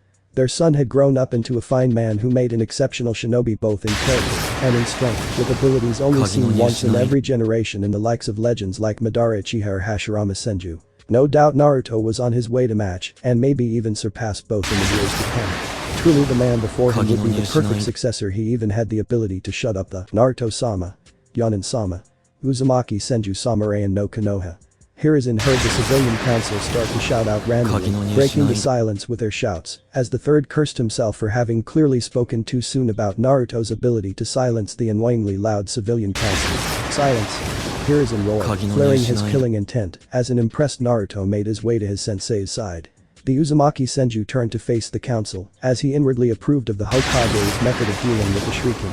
Making a point to stand at his sensei's right, Naruto shifted his violet gaze around the room, glancing at each member of the council individually. Noticing how most of the males in the room looked respectful and awed by his presence whilst the females all looked flustered, spotting an obvious blush besides the Inuzuka who shot him a flirtatious wink, and the raven head whose gaze he had briefly met earlier, who now averted her eyes looking anywhere but him. So the rumors are true, Hiashi stated respectfully, addressing the man who was of greater legend than his former classmate Minato Namikaze. You have indeed returned, Naruto-sama. Yes, I have. Naruto replied evenly, slightly nodding at the man he instantly recognized as a Hyuga, wondering if he was as uptight as he remembered the clan to be. But how? Shibi asked, adjusting his glasses as he gazed at the man everyone knew died. You died in the second shinobi war fighting against Hanzo. Shibi bluntly stated, thinking of the story everyone knew of Team Hiruzen. The four shinobi that fought against Hanzo the Salamander and his army. Where the strongest of them, Naruto, fell, as he solely fought Hanzo so his team could escape after the four of them had defeated hundreds of shinobi, earning them the title of Yonin throughout the elemental nations despite Naruto's death. Naruto wanted to chuckle as he looked at Aburam, who was as blunt and stoic as he remembered members of his clan to be. It was nice seeing some things hadn't changed. I didn't, Naruto lied, remembering the story he, Tsunade, and his sensei had agreed upon. One moment Hanzo was about to land a killing blow on me, and the next I woke up 30 years in the future lying in a hospital bed. Naruto explained, slightly grimacing, as he remembered a wounded Hanzo towering over him. The salamander's eyes glinted in victory as he told Naruto that he had fought well, but it was not enough before his body screamed in pain as Hanzo's blade pierced him. The how of Naruto's being here remains unclear. Hiruzen lied, quickly butting in, knowing he had to shift these people away from the topic of the mechanics behind Naruto's return and get them on another topic before the likes of Shikaku started questioning the flaws of his tale or the likes of Danzo started questioning his loyalty. All we know is he survived his fight against Hanzo, and his appearance in Konoha had something to do with the chakra surge we felt several weeks ago. Hiruzen added vaguely, relieved to see that the bulk of the council nodded, believing that some things couldn't be explained especially in the shinobi world, as they decided to drop it. Now Naruto has already decided to return to active duty, and has taken up residence in his former home in the Senju compound with his wife Tsunade Uzumaki and his granddaughter. Hiruzen announced, earning puzzled looks from the civilians who thought the man had no grandchildren, and knowing looks from the shinobi side who knew the man in fact did. Granddaughter? A civilian man asked, confused, having never heard of the Yonin having grandchildren. Yes, who?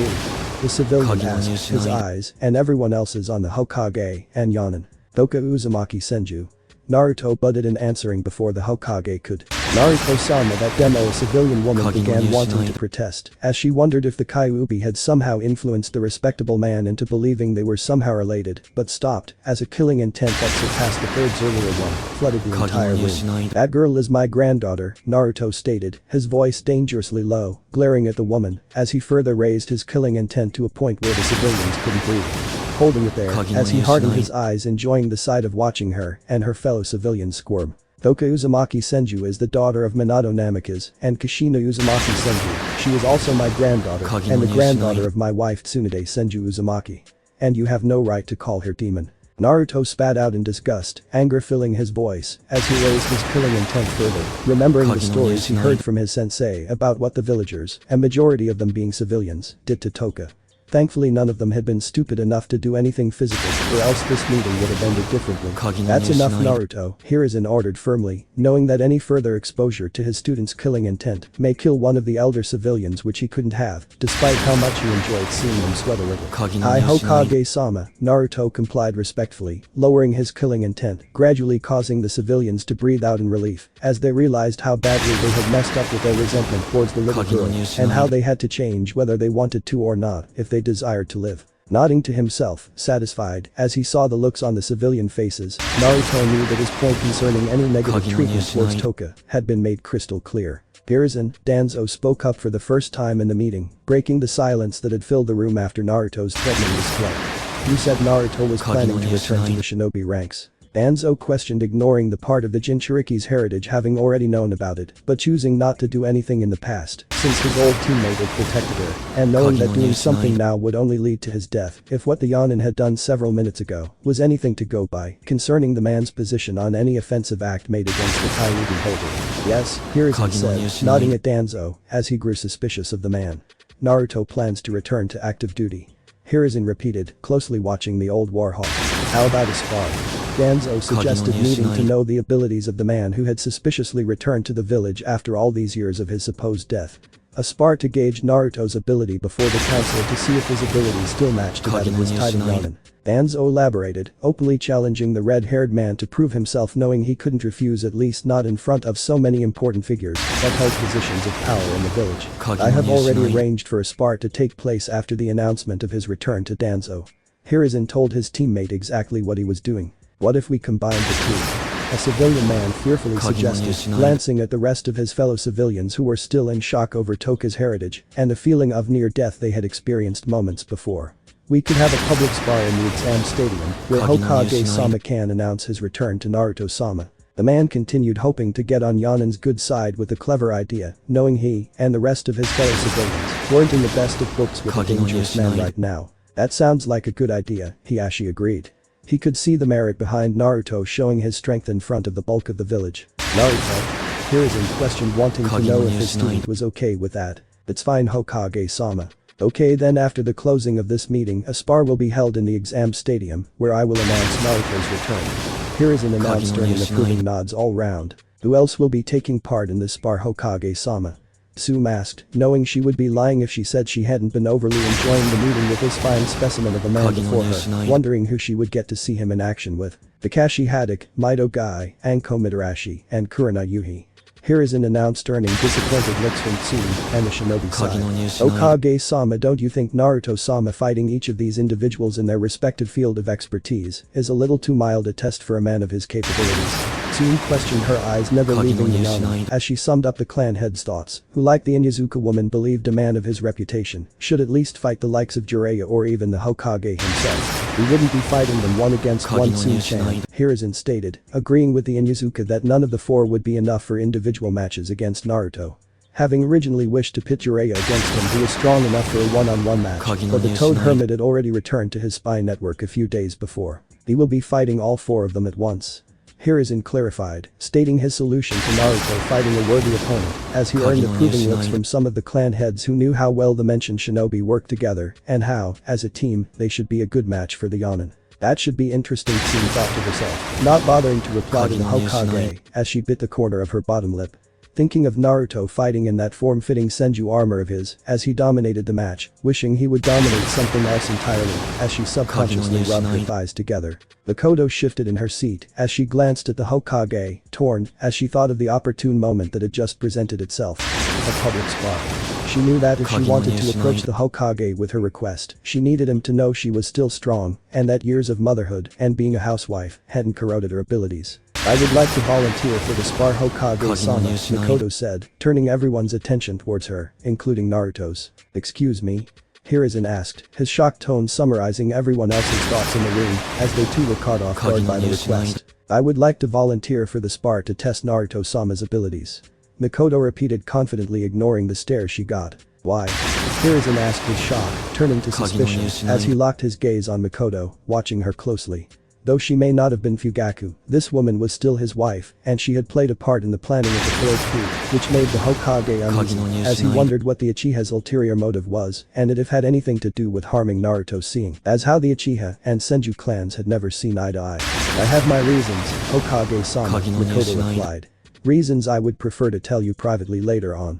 Mikoto elaborated, not really comfortable with explaining her reasons behind the request for joining the spar in a room full of others, hoping the Hokage wouldn't force her to. Fine, you can be Naruto's fifth opponent, Hiruzen concurred, knowing his student could fully handle 5 opponents, but I would like to hear your reasons before the spar begins. Hiruzen added, making a mental note to carefully grill her and pull her out the spar if he wasn't satisfied. Hi Hokage-sama, the Uchiha replied, smiling gratefully at the third, before for the first time since the man's entrance, Mikoto returned her gaze to the man she volunteered to fight, Naruto. Glancing at him, Mikoto felt her heart flutter again as she took in his impressive looks, wondering if she was perhaps in over her head as her eyes roamed appreciatively over his powerful stature. Blushing, as she realized what she was doing before forcing her eyes to turn away, as she cursed herself for checking out a friend's father again, and looking at a man the way she had Naruto, considering she was still married to Fugaku, no matter how strained their relationship had been. Line break, Shinobi Academy. Hinata nervously fidgeted in her seat as she wondered if her crush would make an appearance in class today, considering how it had been a week since the Hyuga girl had last seen Toka, and she couldn't help but worry. She had asked Haruki's friends Chaoji, Shikamaru, and Shino hoping to gain answers, but none of them knew. She knew she should have also asked Kiba just in case, but the Inyazuka had an interest in both her and her crush, and that made Hinata feel a bit uneasy with asking him. She had briefly considered asking her father since he seemed to know a whole lot of things concerning the village, but Hinata could not risk it. She couldn't risk her father learning of her interest in Toka, no matter how worried she was. She knew he wouldn't approve and would only be further disappointed by her if he learnt of it. Hinata wasn't stupid. She knew that, as heiress, she was expected to marry and have children that would one day leave the clan when she passed. And she knew with her interest in Toka the latter would not occur, further disappointing not only her clan, but her father, because of the resulting failure to do her duty if she gave into what she felt for Toka. She had tried resisting and changing her feelings, but she couldn't help how she felt for the outspoken Reed. She just wished she had someone to talk to, someone to tell her what to do and guide her, and that person would have been her mother, but she had died when her sister Hanabi was born. Sighing, Hinata turned her attention back to Iruka, pushing away her thoughts concerning her missing crush as she listened to the lecture on the Haddock clan. Tsukumo Haddock the Shiroi Kiba Iruka continued, but stopped as he heard the door open, turning everyone's attention towards the room entrance including Hinata's. Toka Hinata thought happily, her mood instantly picking up as she saw the girl entering before blushing furiously as she saw what her crush was wearing. The usual bright orange oversized tracksuit the Ruki was well known to wear had been replaced by a short black skirt over a pair of knee-length black tights. On her upper body, the girl wore a black top under a form-fitting green jacket that showed off her developing figure, replacing her bulky orange one. Locking her gazing with Toka's, Hinata reminded herself to breathe as the two of them stared at one another for what felt like forever to her before the Hyuga girl averted her lavender eyes as she felt the nearness of unconsciousness rapidly approaching. Hamato-chan, what happened to your clothes and why are you wearing the Senju clan symbol? Hinata heard a random girl jealously ask, turning her attention back to her crush as she let her eyes roam over the outfit before quietly grasping as she saw the symbol on the girl's sleeve. Senju, Hinata thought in shock as she stared at the Senju clan symbol printed on Toka's sleeve, realizing she had been right all along. Several months ago, whilst she read a book on the Foryonin, Hinata had seen a picture of Team Tsunade. In the picture was a blonde woman, Tsunade Senju Uzumaki, and her apprentice daughter who had immediately caught the Hyuga girl's attention, Kushina. She literally looked like a clone of Toka except in different clothes and without the whisker markers, and Hinata had immediately put two and two together, concluding the two must have somehow been related, meaning Toka had Senju blood. Wanting to approach Toka, Hinata had tried to speak to her the next week to tell her about it, but her nerves, and fear of perhaps being wrong, kept her from it. But looking at the symbol now, Hinata knew she was right and cursed herself for not earlier telling Toka, wishing she had. Sorry I'm late, Iruka-sensei, Toka apologized, ignoring the question that may lead her to prematurely exposing her heritage, as her grandparents had told her to. It's fine, Toka, please take a seat, Iruka said, surprising everyone including Toka herself, who was used to her sensei being on her case whenever she was late. Iruka ignored the looks he got as he stared at the second clan symbol on the girl's other sleeve, making him inwardly curse as he wondered why he hadn't noticed before now who this girl really was. Having chased after Toka the night she had stolen the forbidden scroll, Iruka had been close to the forest when the massive chakra spike had occurred and had swiftly made his way towards it the instant he felt it. When he arrived at the scene, Iruka had been one of the first to discover the returned body of the Yanin everyone believed had died. He had immediately noticed the man's red hair and the two small clan symbols he wore on the collar of his damaged armor. The very same symbols that Toka did now, and the very same hair color only Toka had. The same hair the man's dead daughter Kushina also had. Looking at the young girl making her way to her seat, Iruka realized who the girl he had once wrongfully blamed for the loss of his parents 11 years ago was the daughter of KarolineUzumaki Senju and the granddaughter of the Rain no Konoha Naruto Uzumaki Senju, one of the greatest shinobi Konoha had ever seen, and he had neglected her. Looking at her back, Iruka promised to stop hindering her and to better teach her so she could become a shinobi that matched her grandfather. Toka ignored the stare she felt as she made her way towards her four friends in their familiar corner, wanting to sit with them, but stopping as she noticed the only free seat was next to Kiba, who was giving her a look that she didn't like and made her feel greatly uncomfortable. Looking around, Toka saw a free seat next to Hinata and decided to make her way towards it, though she had never really spoken to the girl much, except for a few times here and there. Looking at her, Toka felt the familiar weird feeling she got in her chest whenever she thought of or looked at Hinata.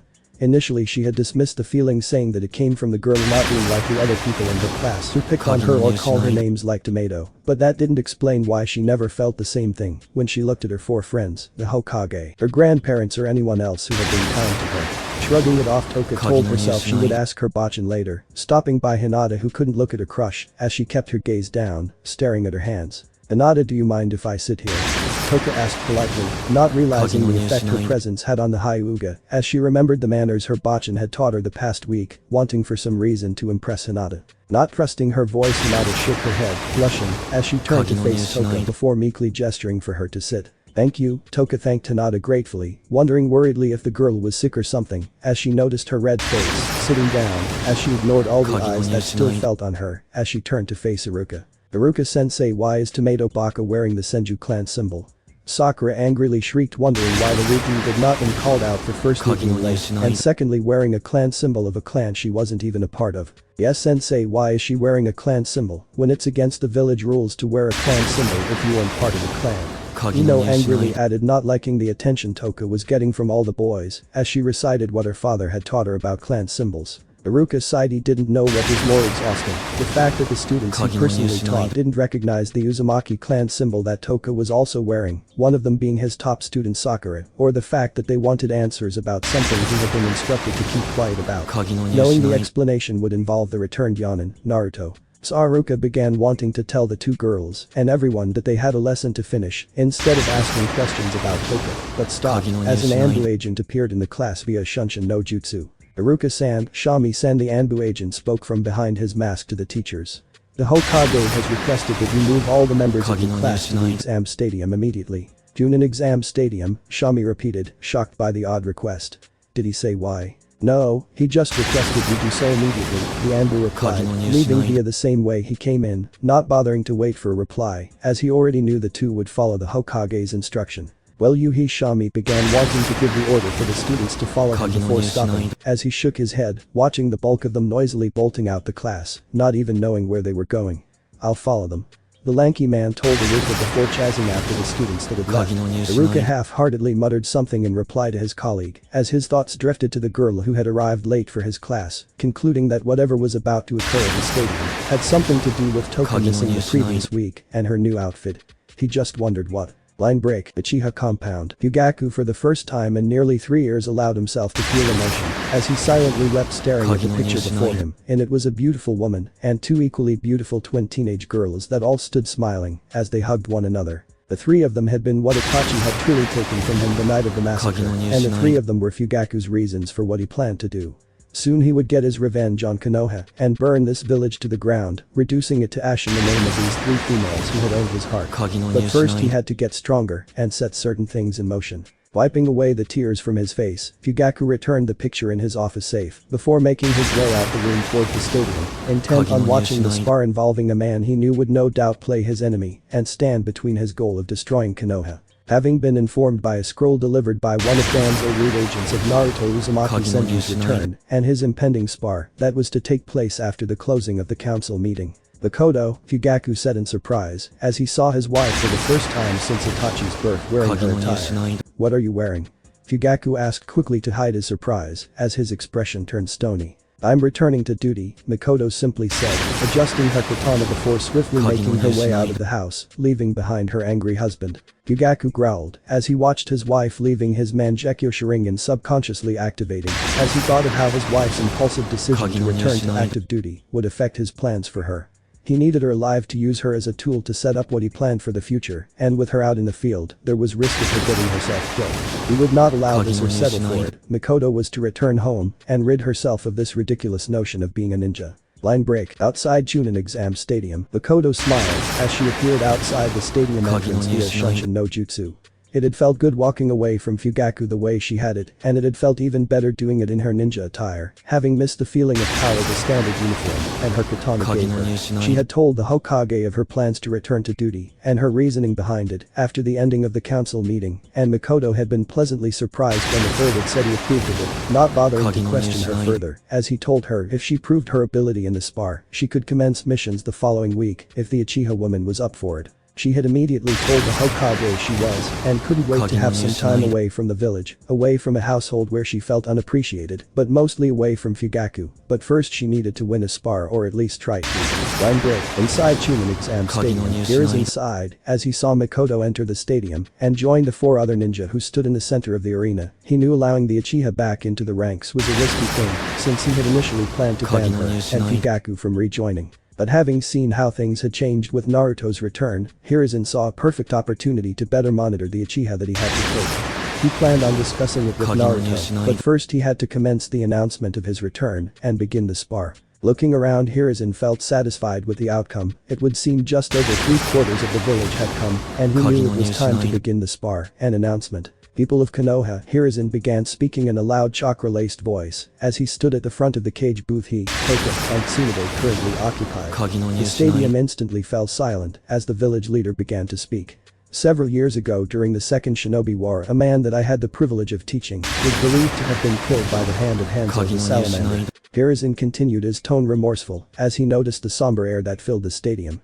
The man was none other than the Rain no Konoha, Naruto Uzumaki Senju of the Oni. The man was however survived by his wife Tsunade Senju Uzumaki, his daughter Kushina Uzumaki Senju, and his granddaughter Toka Uzumaki Senju. Hiruzen announced, as Tsunade and Toka made their way to stand next to the Hokage in full display of everyone, a shocked silence befalling the entire stadium, as everyone processed what they had heard and the implications behind the Hokage's words. Lies, that demon is not a Senju. A random civilian man who lost his 2 sons to the Kyuubi yelled, breaking the silence, as the entire stadium broke out into chaos, as civilians began to yell out both in anger and in protest, whilst the shinobi sat silent, most having already suspected what the Hokage had announced. Silence, Hiruzen roared in a chakra-enhanced voice, causing the entire stadium to immediately fall dead quiet, as he briefly glanced at an angry Tsunade who stood holding Toka's hand. Toka Uzumaki is in fact Toka Uzumaki Senju. Her heritage is part of the reason I called you out here. She is the granddaughter of Naruto and Tsunade Uzumaki Senju, and is the daughter of Kushina Uzumaki Senju and the 4th Hokage Minato Namikaze. Hiruzen announced, pausing, as a shocked silence filled the stadium upon hearing exactly who this girl was. It's true, Tsunade spoke up from her spot next to Taka and Hiruzen, her voice traveling into the silence.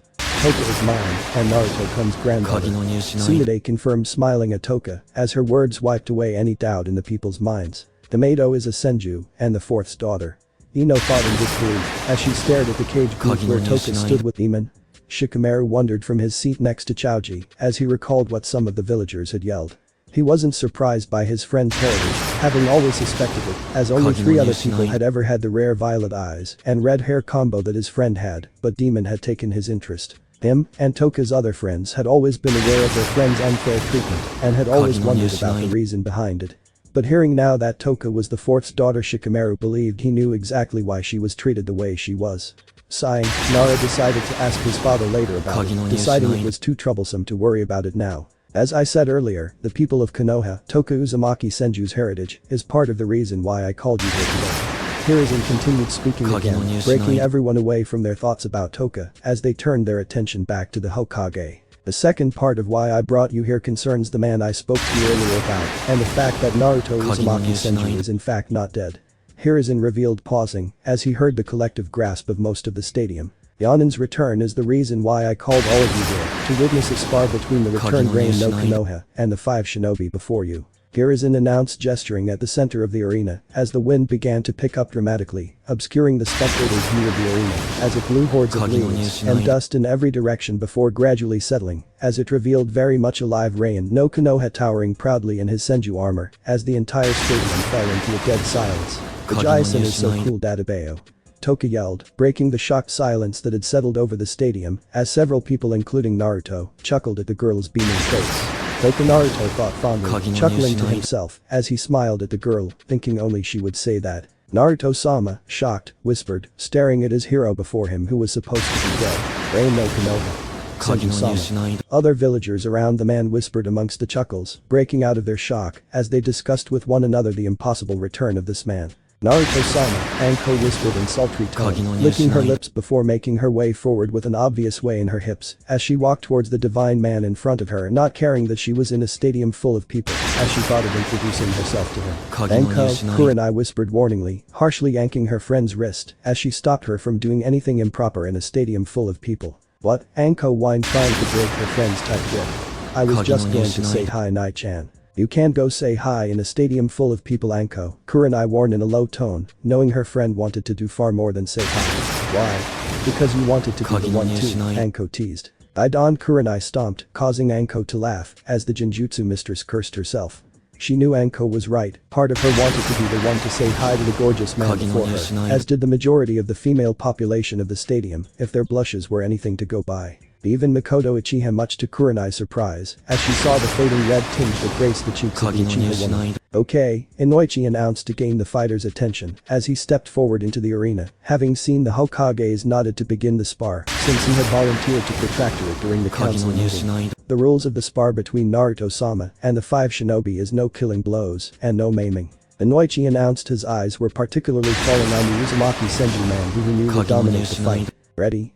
Inoichi asked, getting a nod from Naruto, who calmly watched his opponents, and a nod from the 5 shinobi as Kakashi put away his book, immediately revealing his Sharingan as Mikoto activated hers, unsheathing her katana as Guy, Anko, and Kurenai got serious, all 5 of them knowing exactly who they were just about to fight. Hajin, Inoichi announced before jumping back to the sideline as he and everyone else watched the fight commence between the Rain no Konoha and the 5 shinobi. Thanks for watching my video, and make sure to check out the author of this fanfic, link is in the description. See you next time, till then sayonara.